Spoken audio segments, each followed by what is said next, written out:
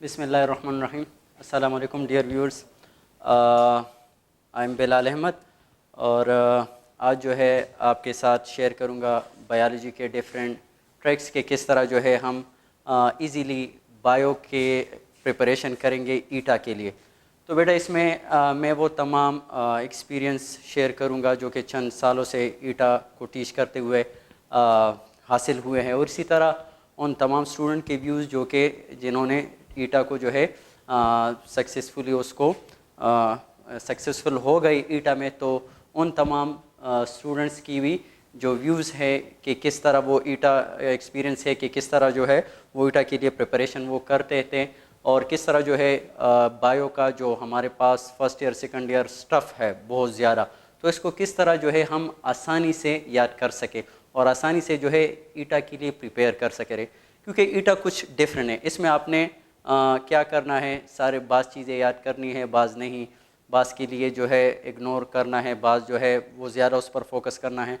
तो बेटा अगर बात की जाए हमारे पास बायो ईटा में, तो ईटा में बायो जो है मोस्ट इम्पोर्टेंट, क्यों यहाँ पे हमारे पास 80 MCQs जो है वो कहाँ से आते हैं, बायो से आते हैं। तो इस पॉइंट ऑफ व्यू से भी अगर देखा जाए तो बायो को इग्नोर करना वैसे भी ना सही नहीं, लेकिन यहाँ पे बाज़ स्टूडेंट ऐसे हो जाते हैं कि वो इसको इजी ले लेते हैं, तो और ज़्यादा वक्त जो है इसको इजी ले लेते हैं और इसको वक्त ज़्यादा नहीं देते।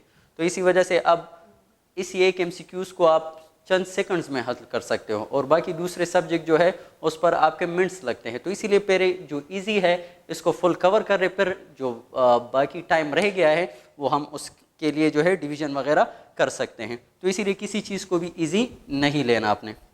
अच्छा बेटा, किस तरह जो है स्टफ़ ऑफ कोर्स है हमारे पास, क्या बायो का first year second year, bio में फर्स्ट ईयर जो है डाइवर्सिटी वगैरह है, इसको किस तरह आसान बना सके। तो ये चंद पॉइंट्स में मैं आपको बताऊंगा कि किस तरह हम इसको आसान बना सकते हैं।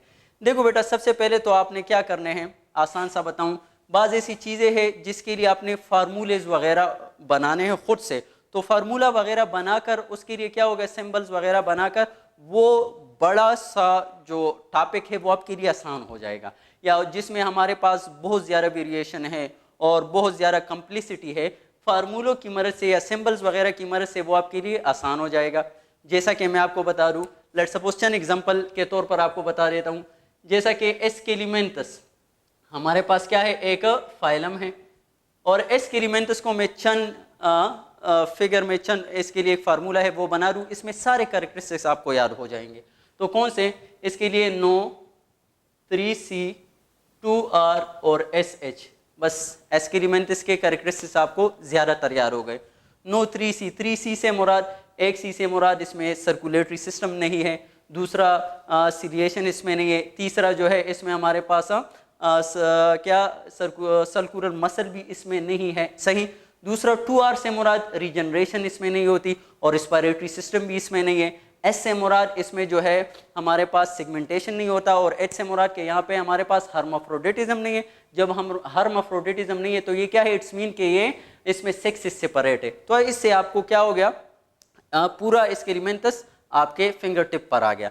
दूसरे इसी तरह हम अक्सर कंफ्यूज होते हैं कि वो कहते हैं कि एम्ब्रियनिक डेवलपमेंट में हमारे पास 3 लेयर्स होते हैं, एक्टोडर्म और इसी तरह मीजोडर्म और इसी तरह एंडोडर्म। तो अब बेटा इसमें अक्सर आ जाता है कि स्किन इज डिवेलप फ्रॉम या एयर आर डिवेलप फ्रॉम, कौन से, एक्टोडर्म, मीजोडर्म, एंडोडर्म। तो क्या करें अब इसके लिए हम, तो इसके लिए भी आसान सा, ये मैं आपको सिर्फ एग्जांपल दे रहा हूं कि आप इस तरह कर सकते हो। तो एक्टोडर्म के लिए आसान सा फार्मूला N और E³ आ जाता है, सही। इसी तरह मीजोडर्म के लिए जो है हमारे पास आ जाता है C² और किस 1, और इसका आसान है, बस इसमें हमारे पास इनर लाइनिंग है, वो किसके लिए, R² है और साथ में D है। तो R² से मुराद रेस्पिरेटरी सिस्टम और R से मुराद दूसरा हमारे पास रिप्रोडक्टिव सिस्टम और D से मुराद डाइजेस्टिव सिस्टम। अच्छा, उसके लिए और प्लस पेनक्रियाज और दूसरा हो जाता है लिवर। अच्छा, अब यहाँ पे आ जाते हैं तो N से मुराद हमारे पास नर्वस सिस्टम, मतलब nervous system is develop from ectoderm, आसान हो गया। E से मुराद यहाँ पे एयर, इनर एयर, यहाँ पे इनर एयर। ई से मुराद आइस और ई से मुराद एपिडर्मस ऑफ द स्किन। तो ये शॉर्टकट आपको मिल गया। इसी तरह मीजोडर्म, तो सी स्क्वायर, तो सी से मुराद हमारे पास सर्कुलेटरी सिस्टम जिसमें हार्ट वगैरह आ जाते हैं, और सी से मुराद हमारे पास दूसरा कार्टिलेज। इसी तरह के से किडनी, एस से जो है हमारे पास क्या हो जाता है सोमाइट्स जिससे मसल बनते हैं, और बी से हमारे पास बोन्स, और एस से एन से हमारे पास क्या नोटोकार्ड। तो इसी तरह एक कम्प्लेक्स चीज़ को उसको आपने क्या करना है फार्मूलेज वगैरह से देकर, फार्मूले वगैरह से आपने उसको याद करना है। चंद एग्जांपल आपको मैंने दे दी। इसी तरह अ लॉट ऑफ एग्जांपल इस तरह के जो है वो बन सकते हैं। सही। अच्छा, दूसरा बेटा आप किस तरह इस बड़े कोर्स को जो है आप सिंपल बना सकते हो। तो दूसरा बेटा बाय कंपैरिजन। किस तरह कंपैरिजन, तो अक्सर आप देख लेते हो फर्स्ट ईयर में डाइवर्सिटी है, अलॉट ऑफ डाइवर्सिटी है, क्लासिफिकेशन है। तो उस क्लासिफिकेशन में आप क्या करोगे कंपैरिजन करोगे। लाइक मैं आपको चंद एग्जांपल दूं, लाइक प्लांट से अगर दूं, तो प्लांट से अगर दूं तो इसमें क्या है कंपैरिजन से आपको क्या होगा, एक कैरेक्टरिस्टिक्स आपने जो है वो याद कर लिए सिर्फ एक के, सही है, तो वो सब के साथ कंपैरिजन में मतलब उसमें सिमिलरिटीज हो जाती है सब में। लाइक प्लांट में हमारे पास ट्रिकोफाइड में सेलापसिडा है, सेलापसिडा, लाइकोपसिडा और इसी तरह स्फेनोप्सिडा। तो ये तीनों इनके अलग अलग कैरेक्टरिस्टिक्स याद करना बहुत मुश्किल हो जाता है। अब इसके लिए क्या है चंद मैं आपको बता दूं। सही, तो चंद में इसमें मैं लिख दूं दोनों वास्कुलर प्लांट, ये सारे क्या है, ये भी वास्कुलर प्लांट है, ये भी वास्कुलर प्लांट है, ये भी वास्कुलर प्लांट है। डन। अच्छा, वास्कुलर प्लांट में मतलब ये क्या है ट्रिकोफाइट से, इट्स मीन ट्रिकोफाइट ये भी है, ट्रिकोफाइट ये भी है, ट्रिकोफाइट्स ये भी है। डन। तो सब में सिमिलरिटी है, एक पॉइंट याद हो गया। दूसरा जो है सब लोअर वास्कुलर प्लांट है, लोअर वास्कुलर प्लांट है, लोअर वास्कुलर प्लांट है। अच्छा, लोअर वास्कुलर प्लांट तीनों में ये सिमिलरिटी। इसी तरह इसमें आ जाता है हमारे पास लोअर वास्कुलर प्लांट, तो ये टेरिडियोफाइट्स में आता है, टेरिडियोफाइट्स में आता है। इसी तरह ये भी टेरिडियोफाइट्स में आता है, इसी तरह ये भी टेरिडियोफाइट्स में आ जाता है। इसी तरह के और भी आपके पास, ये सिर्फ आपको चंद मैंने एग्जाम्पल के तौर पर बता रही है कि आपने कंपेयर करना है। तो जब कंपेयर करोगे तो इसके हर एक के अलग अलग कैरेक्टरिस्टिक्स आप याद करने की ज़रूरत नहीं होगी। इसी तरह इसके स्टेम के बारे में बातें हो, इसी तरह इसके लीफ के बारे में बातें हो, इसी तरह इसके स्पोर्स के बारे में बातें हो। इसमें गेमिटोफाइट जो होता है हमारे पास वो क्या होता है, डोमिनेंट होता है, रिसेसिव। तो इन सब में ये चीज़ें जो है क्या होती है कॉमन होती है। तो कॉमन चीज़ें जिन जिन में है उसको उठाकर एक की याद करने ही फिर उसमें दो तीन आसान हो जाते हैं।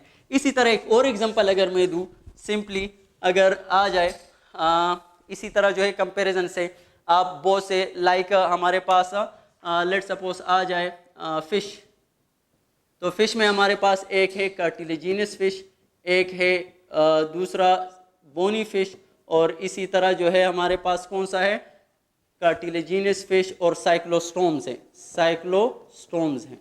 तो अब इनमें लेट सपोज आ जाए तो इनमें आपको पता है let suppose upper column is present in this, upper column यहाँ पे हमारे पास मौजूद है, तो अपर कोलम यहाँ पे मौजूद है, यहाँ पे नहीं है। सही है। इसी तरह दिस इज व्हाट डिफरेंसेस। अब दूसरा जो मैं करने जा रहा हूँ दिस इज व्हाट डिफरेंसेस।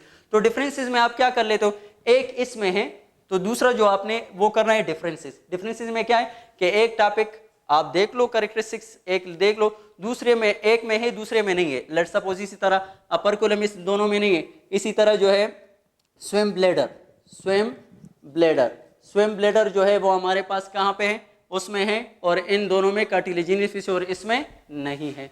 तो ये सारी चीजें जो है आपके पास कंपेयर डिफरेंसेस, दूसरा जो है डिफरेंसेस से और इजी हो जाते हैं। सही, कुछ जो है फार्मूलों से, कुछ कंपैरिजन से, कुछ जो है हमारे पास डिफरेंसेस से ये क्या हो गए आसान हो गए। और इसी तरह जो है हमारे पास क्या है last one, second last classification, और इसी तरह जो है चेन स्टडी, चेन स्टडी। तो बेटा चेन स्टडी और क्लासिफिकेशन, तो क्लासिफिकेशन में हम क्या करेंगे, अब और भी मैं क्या करना चाहता हूँ, और भी चंद जो है फार्मूलों की मदद से, चंद जो है हमारे पास कंपैरिजन डिफरेंसेस की मदद से। अब जो है क्लासिफिकेशन, क्लासिफिकेशन में क्या है कि आपने कौन सी चीज़ को ज़्यादा वक्त देना, क्लासीफाई करना है, कौन सा ज़्यादा इंपॉर्टेंट है, कौन सा लेस इंपॉर्टेंट है एमसीईटा के लिहाज से।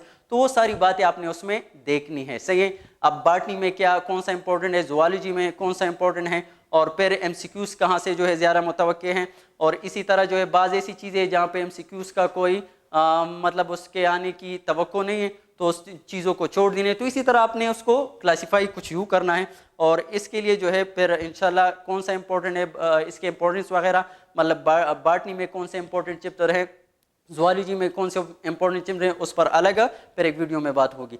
अब यहाँ पे जो है क्लासिफिकेशन में एक तो आपने ये कर लिया, दूसरा क्या कि इसमें हमारे पास जो है ईजी कौन सा है और फिर मुश्किल कौन सा है। सही, तो इजी को सबसे पहले याद करना है, और फिर मुश्किल को भी उसके मुताबिक, इजी को भी उसके मुताबिक वक्त देना है और मुश्किल को भी उसके मुताबिक वक्त देना है। तो इसी तरह जो है आपके पास जो है कैटेगरीज बन जाएगी। जब कैटेगरीज बन जाएगी तो जो इजी होंगे तो उससे भी आपको पता लगे, उसको याद कर लिया तो आपके पास बोझ कम हो जाएगा। जब बोझ कम होगा तो फिर क्या होगा, वो डिफिकल्ट जो है वो आपके पास आपके लिए आसान हो जाएंगे। क्यों, ऑलरेडी बोझ कम हो गया। अब आप पहले डिफिकल्ट को जो है वो तवज्जो दे रहे हो तो वो इजी भी आपके ऊपर जो है वो बोझ भरे, क्योंकि याद तो करना है आपने।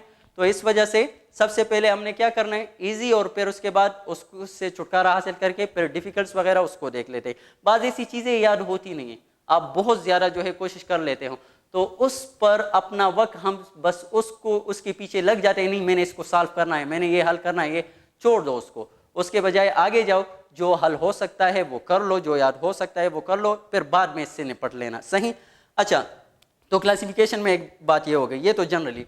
दूसरा बेटा फर्स्ट ईयर का जो क्लासिफिकेशन है तो उनमें आपने इसको किस तरह याद करना है।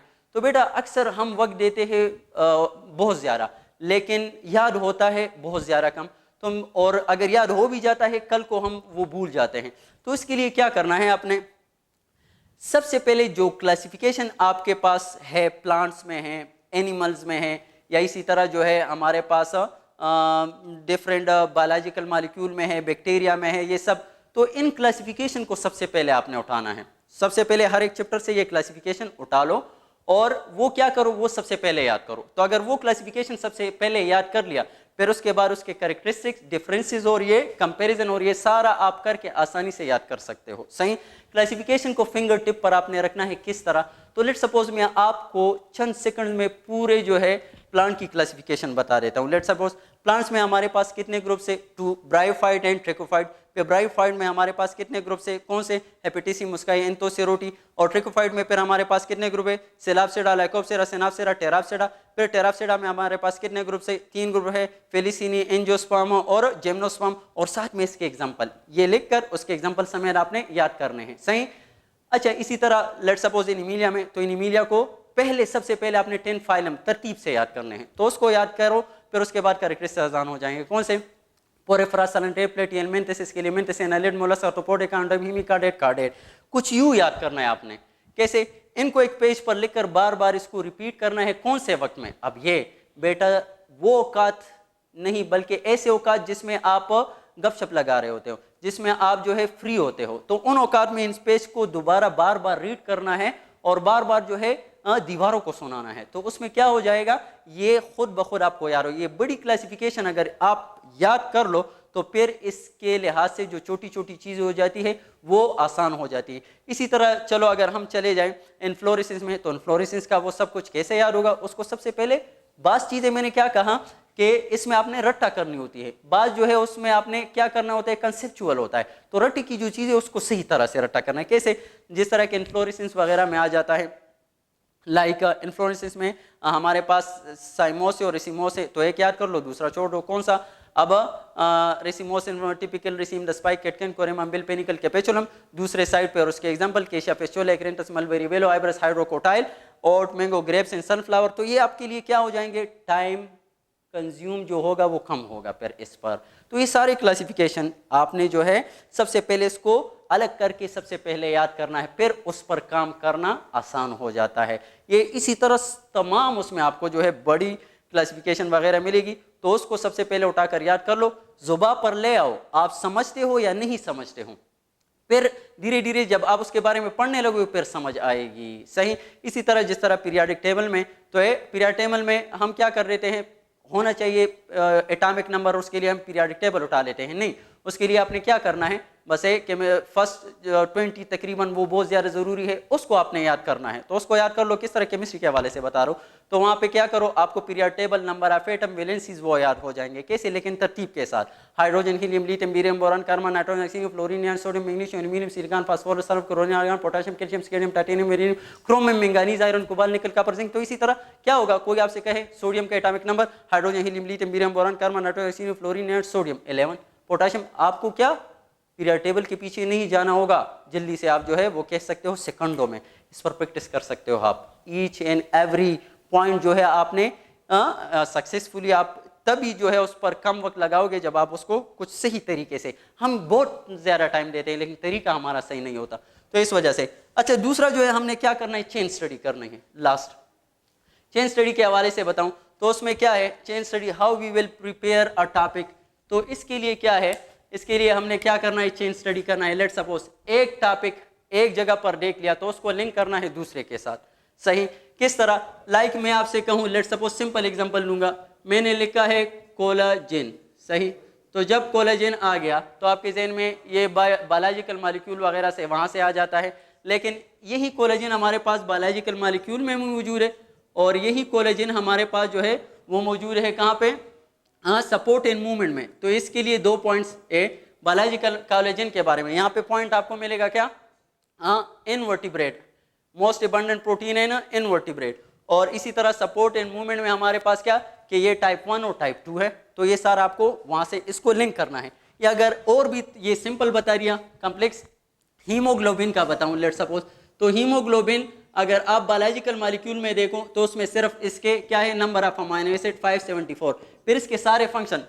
1 हीमोग्लोबिन जो है वो कितना, ये आपको कहाँ से मिलेगा, ये आपको मिलेगा रेस्पिरेटरी सिस्टम से। 1 हीमोग्लोबिन 4 ऑक्सीजन कैरी करता है। इसी तरह 1 ग्राम हीमोग्लोबिन वो हमारे पास क्या कितने ऑक्सीजन कैरी कर रहा है, 1.34। और इसी तरह 15 ग्राम जो है वो हमारे पास कितना तकरीबन फुली सेचुरेटेड हो तो 20 ml जो है वो ऑक्सीजन कैरी करता है। और इसी तरह हीमोग्लोबिन के हमारे पास फिर आपने उठाना है कहाँ पे, इसका जीन कहाँ पे मौजूद है, वो जो है आपने उठाना है कहाँ से, जेनेटिक्स से, वहाँ से उठाना है। और इसमें टाइप्स कहाँ से है, सिकल सेल एनीमिया वगैरह। तो ये सारे इसके साथ लिंक करके इसको एक जगह पर लिख देना है। तो आप इसके लिए जगह जगह पर नहीं पेरोगे, तो इसमें क्या होगा, चेन स्टडी कुछ यूँ होगी।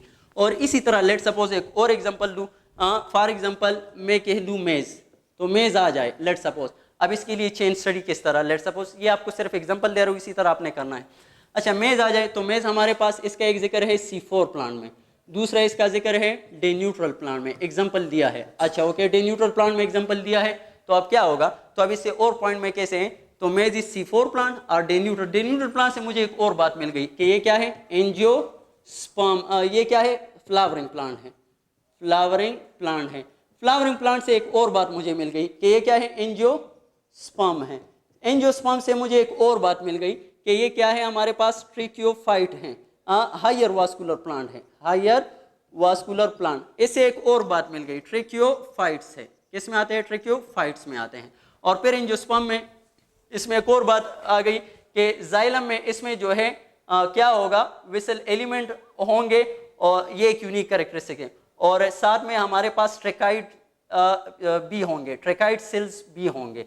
और इसी तरह फ्लोएम में हमारे पास जो है इसमें कौन सा होगा, विसल कंपेनियन सेल भी होंगे और ट्यूब भी होंगे। सही? तो ये सारी चीजें आपने क्या करना है, कंपेयर करना, क्या करना है, चेन स्टडी आपने कुछ यूं करनी है। अच्छा बेटा, तो कुछ यूं इस तरीके से आप इस बड़े स्टफ को, बायोलॉजी के इस बड़े स्टफ को आप छोटा कर सकते हो। अब ये तमाम बेटा ईटा के लिए राह किस तरह हमवार हो सकती है, किस तरह मैं जो है कम वक्त में और इजी वे में मैं जो है ईटा को पास कर सकूं, बल्कि उसमें कामयाब हो सकूं। तो इसके लिए 2 चीज़ें ज़रूरी हैं। पहला है बेटा उस्ताद, और दूसरा है बेटा बाज़ बुक्स भी ऐसे होते हैं जो आपको कामयाबी की राह दिखा लेते हैं, उस्ताद और दूसरा बुक। तो बेटा इन ही तमाम कैरेक्टरिस्टिक के बेस पर हमने जो है बायो के ऐसी तमाम ट्रिक्स वगैरह जो है इन्हीं को लेकर बायो के फर्स्ट ईयर और सेकंड ईयर कोर्स को यकजा करके बुक जो है वो प्रिपेयर की गई है, जो कि गोल्डन सीरीज़ के नाम से है, with by sir Yasir and Bilal Ahmad. तो बेटा इनमें हमारे पास जो भी मैंने आपको ये सारी चीज़ें बता दी है, फर्स्ट ईयर सेकंड ईयर, वो सारी चीज़ें इन ये कैरेक्टरिस्टिक इन सारे के सारे इनमें मौजूद है। एमसीक्यूज प्रैक्टिसिंग, हर एक चैप्टर के स्टार्ट में हमारे पास क्या होते हैं, की पॉइंट्स होते हैं, सही है। तो उसको पहले जहाँ जहाँ से एमसीक्यूज मुतवक्के है वो, फिर उसके बाद जो है उसमें हमारे पास है एमसीक्यूज, फिर उसके बाद जो है पेयर प्रैक्टिस। तो पेयर प्रैक्टिस के बाद हमारे पास क्या आ जाएंगे, वहाँ पे हिंट्स वगैरह वो सब कुछ मौजूद है, हाउ टू सॉल्व एमसीक्यूज वो सब कुछ इसमें मौजूद है। और इसी तरह वो जो क्लासिफिकेशन बता दिया, कंपैरिजन, सब कुछ, किसी भी बड़े चैप्टर को इजी बनाना फार्मूलों की मदद से, कंपैरिजन की मदद से, वो सारे कैरेक्टरिस्टिक इसमें मौजूद है। तो इंशाल्लाह इसको स्टडी करके आप जो है आपको इजी जो है ईटा और भी इजी हो जाएगा और इंशाल्लाह लाइट भी हो जाएगा। Thank you so much for watching.